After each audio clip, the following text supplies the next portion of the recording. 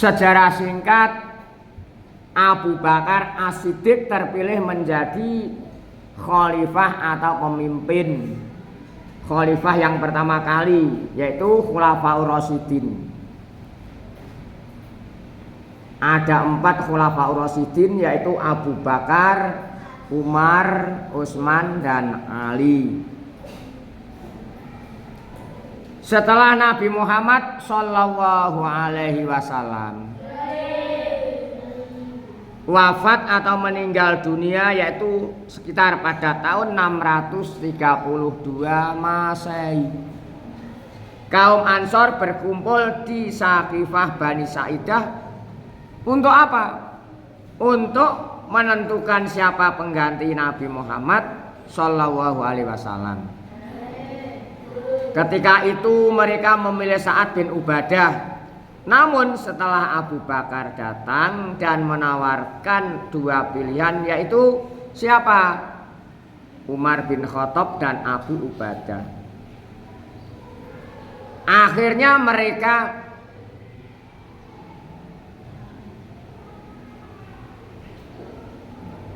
milih siapa?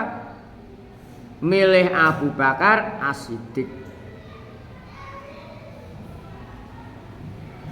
Selama masa Rasulullah sakit saat menjelang wafatnya, dikatakan bahwa Rasulullah ini tidak bisa mengimami di masjid. Yang menggantikan siapa? Abu Bakar As-Siddiq.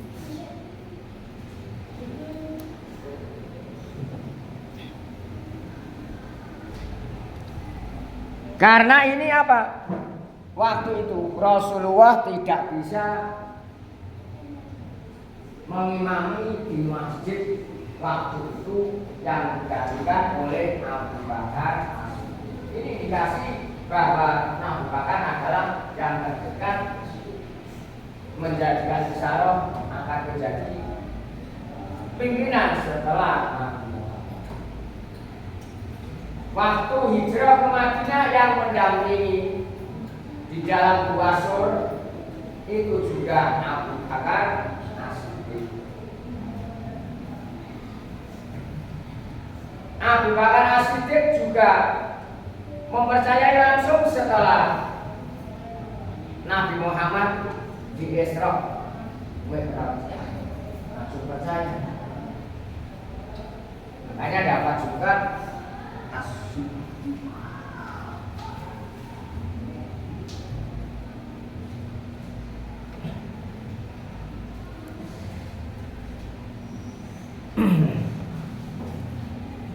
adapun beberapa sebab-sebab yang dibuat alasan mengapa Abu Bakar yang dijadikan pemimpin. Sebab-sebabnya dipilih anak apa itu yang sebagai pimpinan atau khalifah Abu Bakar As-Siddiq ini sebagai berikut.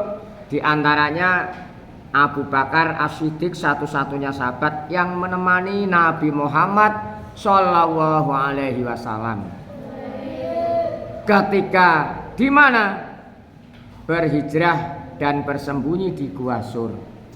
Padahal guanya itu sangat hantu, mungkin sangat mengharukan. Abu Bakar tetap setia menemani di dalamnya. Abu Bakar selalu ditunjuk menggantikan Nabi Muhammad Shallallahu Alaihi Wasallam ketika sedang berhalangan. Abu Bakar As-Siddiq merupakan keturunan bangsawan yang cerdas dan berakhlak mulia. Abu Bakar menggantikan sebagai imam sholat ketika Nabi Muhammad Shallallahu Alaihi Wasallam sedang sakit. Abu Bakar merupakan sosok yang bisa diterima semua golongan atau semua umat. Karena apa? Karena Abu Bakar ini adalah seorang yang sangat bijak, seorang yang sangat bijaksana dalam segala hal, termasuk Abu Bakar, orang yang pertama kali masuk Islam di kalangan orang dewasa laki-laki. Kalau di kalangan perempuan siapa? Siti Khadijah. Di kalangan pemuda siapa? Ali bin Abi. Kalangan muda Zaid bin Aisyah.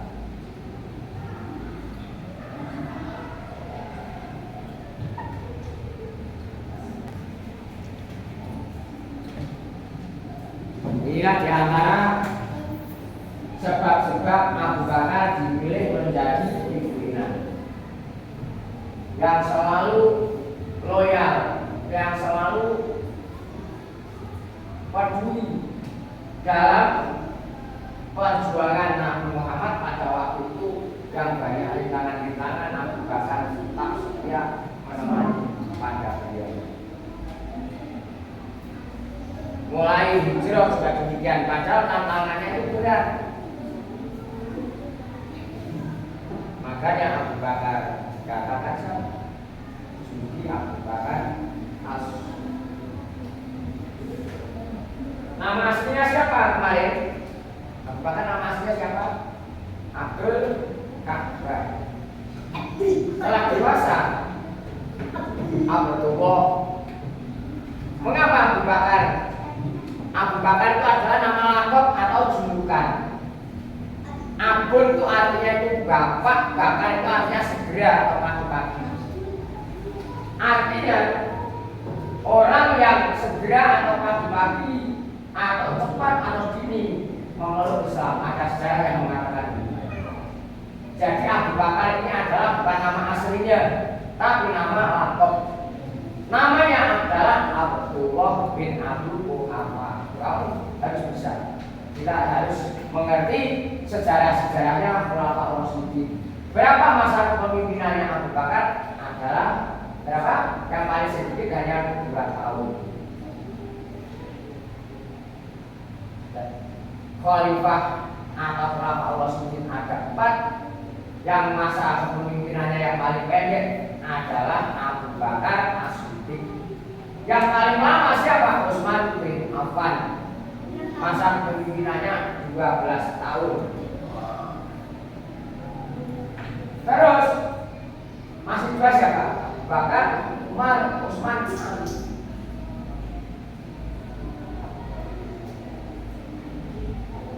Kalian harus mengerti. Ada yang 5 tahun, ada yang 10 tahun masa. Kalian harus mengerti. Abu Bakar usianya sama dengan siapa? Nabi Muhammad. Berapa tahun? 60 tahun wafat Nabi Muhammad. Menurut sejarah usianya 22 tahun 2 bulan 22 hari. Ini adalah sejarah. Apa Pak sejarahnya? Adalah cerita atau kisah di masa lalu. Karena ini sejarah Islam, kita harus mengerti tentang alurnya Islam, perjuangan-perjuangan tokoh Islam, termasuk asal mulanya Nabi Muhammad ini dan sahabat, seterusnya dan tabi'in dan sebagainya. Harus mengerti tentang sejarahnya Islam. Kita sebagai orang Islam, kita sebagai umat Islam, dan mengerti dalam keadaan apapun perjalanannya waktu itu. Nah, usaha-usaha yang dilakukan Abu Bakar As-Siddiq selama menjadi khalifah itu bagaimana saja, Pak? Termasuk langkah kebijakan Khalifah Abu Bakar As-Siddiq ini diantaranya adalah memerangi kaum pembangkang atau orang murtad dan nabi palsu. Yang kedua diantaranya adalah siapa? apa itu termasuk mengumpulkan mushaf Al-Quran. Ini langkah-langkah. Karena pada waktu itu Al-Quran tidak seperti yang kalian baca. Al-Quran tulisannya berserakan, ada yang di batu, ada yang di pelapah. Dan waktu itu juga ada sejarahnya. Mengapa? Karena orang-orang atau sahabat waktu itu ada yang gugur, khawatir. Akhirnya pada waktu itu dikumpulkan. Itu ada yang mengusulkan juga, siapa? Mendapat usulan yang terbaik maka dilakukan.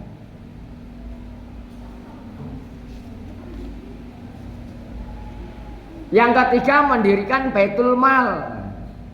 Yang keempat mendirikan lembaga peradilan. Ini sejak dulu sudah ada.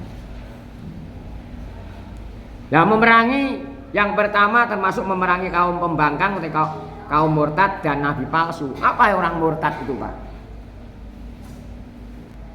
Apa kaum murtad siapa? Itu waktu itu banyak. Kelihatannya Islam tapi hatinya tidak sependapat dengan Islam. Hatinya berkata lain. Termasuk murtad. Pada waktu itu juga ada nabi palsu. Nabi setelah Nabi Muhammad wafat ada yang mengaku nabi, itu namanya nabi palsu. Di Indonesia juga ada yang mengaku menjadi nabi. Dulu ada dulu. Waktu itu siapa diantaranya adalah Musailamah Al-Kadzab. Musailamah itu adalah mengaku dirinya sebagai nabi. Ia mendapatkan dukungan dari Bani Hanifah dan Yamamah. Ia menikah dengan Sajah dan yang mengaku sebagai nabi dari kalangan Kristen. Pengikutnya cukup kuat waktu itu. Mereka berhasil menyusun pasukan besar berkekuatan sekitar 40.000 orang waktu itu. Menghadapi perlawanan Musailamah Al-Kadzab, Abu Bakar As-Siddiq mengirimkan Ikrimah bin Abu Jahal dan Suhrohbil bin Hasanah, pasukan Islam kualan waktu itu. Menghadapi pasukan Musailamah yang besar dalam hal ini, Abu Bakar As-Siddiq tetap semangat dan segera mengirimkan pasukan bantuan yang dipimpin Khalid bin Walid. Ini pasukan yang termasuk pemimpin yang tangguh juga ini. Pasukan Islam bertempur dengan gagah berani, dengan semangat dan persatuan yang kuat. Akhirnya pasukan Musailamah Al-Kadzab berhasil dikalahkan dan terbunuh di tangan Wahsy. Tidak kurang 10.000 orang. Padahal dulu belum ada rudal atau peluru kendali. Perangnya langsung berhadap-hadapan, lawan sama lawan. Sementara itu orang Islam yang gugur, ribuan kaum muslimin gugur dalam perang ini. Perang ini merupakan perang paling besar di antara perang melawan kaum murtad lainnya. Perang ini dikenal dengan sebutan perang Yamamah. Dinamakan perang Yamamah. Mereka merasuk orang mereka atau lawan orang Islam 10.000 orang murtad dibunuh. Namun akibat yang muncul adalah tewasnya banyak di antara sahabat yang hafal Al-Quran waktu itu atau qori. Akhirnya bagaimana? Disuruh untuk mengumpulkan ayat-ayat Al-Quran yang berserakan. Dan hurufnya bukan seperti sekarang ya. Hurufnya belum sempurna. Seperti ejaan-ejaan revisi, seperti bahasa Indonesia, ejaan baru, ejaan lama, dan sebagainya.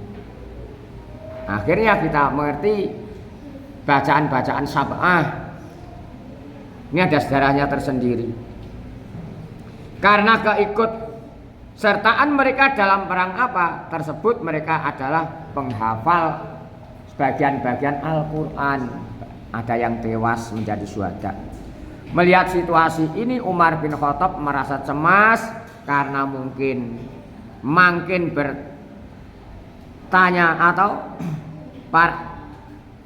bertanya-tanya para qori yang tewas akan menghilangkan sebagian Al-Quran dengan alasan inilah akhirnya Umar bin Khattab mengusulkan kepada Abu Bakar As-Siddiq untuk apa? Untuk membukukan Al-Quran.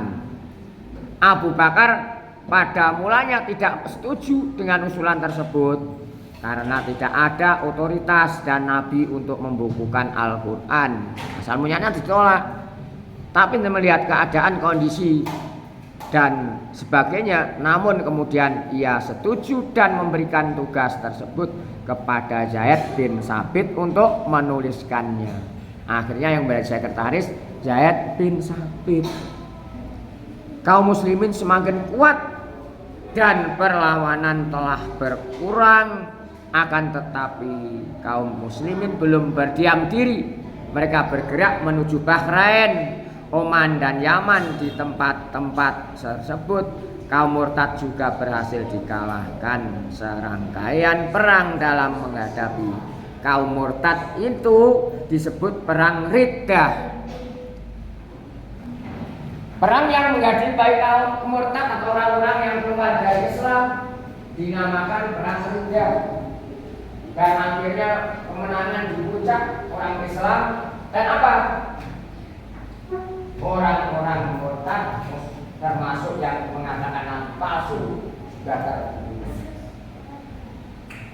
Tidak hanya Musailamah al-Kadzdzab saja, Aswad al-Ansi itu banyak waktu itu. Tapi waktu itu ada yang mengatakan Nabi, termasuk Aswad al-Ansi, Tulaihah bin Khuwailid, Malik bin Nuwairah. Ini diantaranya yang mengaku-ngaku menjadi nabi. Aswad al-Ansi ini, Aswad al-Ansi memimpin suku Badui, suku yang dalam pedesaan di Yaman. Mereka berhasil merebut Najran dan Sana'ah, akan tetapi Aswad al-Ansi terbunuh oleh siapa? Saudara gubernur Yaman yaitu Abu Bakar As-Siddiq mengirimkan Zubair bin Awam untuk menghancurkan mereka. Namun ketika Zubair sampai di sana, Aswad al-Ansi telah terbunuh. Peperangan dimenangkan siapa? Oleh pasukan Islam dan kembali berhasil menguasai Yaman. Ini sejarahnya singkat demikian. Tulaikah bin Khuwailid menganggap dirinya sebagai nabi, pengikutnya berasal dari Bani Asad, Bani Ghatafan, Bani Amir. Abu Bakar As-Siddiq mengirimkan pasukan yang dipimpin siapa? Khalid bin Walid. Pertempuran ini juga terjadi di dekat sumur Buyakah. Pasukan muslim berhasil mengalahkan mereka. Kemenangan dalam pihak Islam. Malik bin Nuwairah. Malik bin Nuwairah ini adalah pemimpin Bani Yarbuk dan Bani Tamim. Semenjak Nabi Muhammad Shallallahu Alaihi Wasallam wafat, mereka tidak mengaku Islam. Pasukan Khalid bin Walid kemudian bergerak menuju kemana? Perkampungan mereka. Pertempuran terjadi dengan hebat, berkecamuk. Dalam pertempuran yang sengit itu Malik Nuwairah terbunuh, yang mengaku-ngaku menjadi nabi. Para pengikutnya kacau balau dan tercerai berai. Ini waktu itu. Terus langkah yang kedua mengumpulkan mushaf Al-Quran. Pada tahun berapa? Pada tahun ke-12 Hijrah. Abu Bakar memerintahkan Zaid bin Sabit agar mengumpulkan Al-Quran dari berbagai tempat penulisan, baik yang ditulis di kulit-kulit, dedaunan maupun dan hafalan yang tersimpan dalam dada kaum muslimin. Peristiwa itu terjadi setelah para qori penghafal Al-Quran banyak yang gugur atau terbunuh menjadi syuhada dalam peperangan Yamamah gara-gara nabi palsu. Zaid bin Sabit juga pernah berkata, Abu Bakar mengirim surat kepadaku tentang orang-orang yang terbunuh di perang Yamamah. Pada saat aku mendatanginya, aku melihat Umar bin Khattab berada di sampingnya. Abu Bakar lalu berkata, Umar mendatangiku dan berkata, sesungguhnya banyak qori penghafal Al-Quran yang telah gugur menjadi syuhada dalam peperangan Yamamah. Aku takut jika para qori yang masih hidup lalu di kemudian hari terbunuh dalam peperangan akan mengakibatkan hilangnya sebagian besar dari ayat Al-Quran. Menurut pendapatku, engkau harus menginstruksikan agar segera mengumpulkan dan membukukan Al-Quran. Aku Abu Bakar bertanya kepada Umar, bagaimana aku melakukan sesuatu yang tidak pernah dilakukan Rasulullah? Kata Abu Bakar. Umar menjawab, demi Allah, ini adalah kebaikan. Nah, jangan mengatakan bid'ah. Semua bid'ah. Numpak naik pesawat juga bid'ah, naik kendaraan juga bid'ah. Nabi waktu dulu belum ada. Adanya unta. Ini padahal waktu Rasulullah belum ada. Demi Allah ini adalah kebaikan. Dan Umar terus menuntut Abu Bakar hingga Allah melapangkan dadanya untuk segera melaksanakan. Akhirnya Abu Bakar pun setuju dengan pendapat Umar. Zaid bin Sabit berkata, kemudian Abu Bakar berkata kepadaku, engkau adalah seorang pemuda yang jenius, yang cerdik, yang hebat, yang pandai, berakal, cerdas, dan penuh amanah. Selain itu engkau pun telah terbiasa menulis wahyu untuk Rasulullah. Maka carilah seluruh ayat Al-Quran yang berserakan dan terkumpulkanlah. Lalu Zaid berkata pada dirinya sendiri, demi Allah, berat ini. Jika mereka memerintahkan aku untuk memikul gunung, tentulah lebih ringan bagiku daripada melaksanakan perintah Abu Bakar untuk mengumpulkan Al-Quran. Ini karena adalah sangat berat, sangat sungguh berat sekali, itu kata beliau. Kemudian Zaid bin Sabit pun mulai mengumpulkan tulisan-tulisan Al-Quran yang tertulis di daun-daunan, kulit maupun dari hafalan para penghafal Al-Quran. Itu diantaranya langkah mengumpulkan Al-Quran. Langkah berikutnya yang ketiga, mendirikan Baitul Mal. Baitul Mal didirikan oleh Abu Bakar As-Siddiq untuk meningkatkan kesejahteraan umat. Lembaga ini mengurusi kas keuangan, kas negara. Pengelolanya diserahkan kepada Abu Ubadah bin Jarrah. Beliau merupakan sahabat yang mendapat gelar Amin al-Ummah, kepercayaan umat menetapkan pembagian ghanimah atau harta rampasan perang. Yang saya ulang sedikit, yang ketiga adalah mendirikan lembaga peradilan. Lembaga ini dipercayakan kepada Umar bin Khattab yang bertugas untuk mengadili dan menyelesaikan perselisihan antar umat. Kalau sekarang ya pengadilan, ada kejaksaannya, dulu itu namanya qadhi. Yang keempat, membagi harta rampasan perang atau ghanimah. Abu Bakar memberikan harta rampasan perang secara adil dan meyakini bahwa Allah lah yang memberikan pahala di akhirat kelak sesuai perjuangan. Dengan demikian kita harus mengerti tentang apa? Tentang sejarah-sejarah Islam pada waktu dulu. Biar kita apa? Tahu persis. Tidak katanya orang itu sudah dibahasakan bahasa Indonesia, ada yang tarikh atau sejarah aslinya ada, namanya Khulasoh, ada menerangkan sejarah Islam tentang riwayat-riwayat Khulafaur Rasyidin. Kita harus mengerti. Nah, tugas Khulafaur Rasyidin ini apa? Adalah memimpin umat, tidak bisa menggantikan risalah. Pemimpin negara dan pemimpin agama, tapi tidak menggantikan risalah, tidak bisa. Karena risalah ini adalah siapa? Pada Nabi dan Rasulnya Allah. Setelah Nabi Muhammad sudah tidak ada Nabi lagi. Kalau mengaku menjadi Nabi itu namanya Nabi palsu. Dibunuh gak apa-apa. Makanya kita harus mengerti biar tidak terjebak di akhir zaman ini. Akhir-akhir zaman ini banyak berbagai macam irs yang tanpa diduga pada kita semua. Kalau kita bisa dasari atau dibekali ilmu pengetahuan yang cukup, maka tidak mudah goyah dan tangguh. Karena apa? Pondasinya sudah kuat, akhlaknya baik, etikanya etikanya baik, tauhidnya baik. Tauhid itu adalah ilmu yang mempelajari tentang ketuhanan. Fikihnya baik. Fikih itu adalah mempelajari tentang tata cara beribadah. Kalau akhlaknya mempelajari tentang tata cara adab, sopan santun, akhlak. Itu namanya akhlak yang layak adab. Kita harus terbaik akhlaknya, karena yang bisa kita teladani adalah akhlak yang baik. Ilmunya baik kalau ilmunya tinggi, kalau tidak punya adab, apa gunanya?